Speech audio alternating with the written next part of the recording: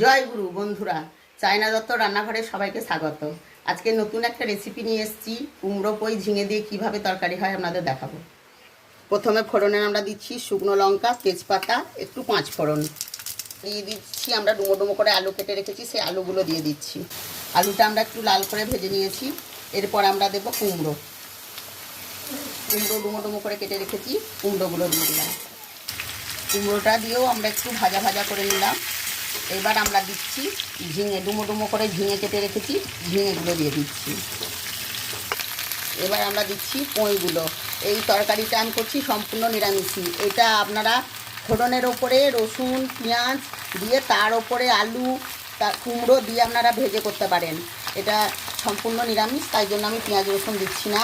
খুব ভালো লাগে। আমি আশা করি এই তরকারি আপনারা করেছেন নাকি আমি জানি না, দেখবেন, একবার করে ট্রাই করবেন। এবার আমরা দিচ্ছি স্বাদ মতো লবণ, 2 চামচ লবণ দিয়ে দিচ্ছি। আর দিচ্ছি হলুদ।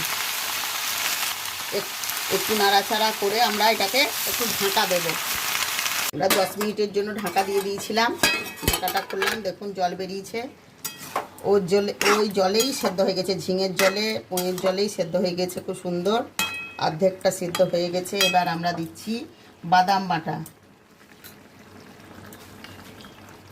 2 চামচ বাদাম বাটা দিয়েছি।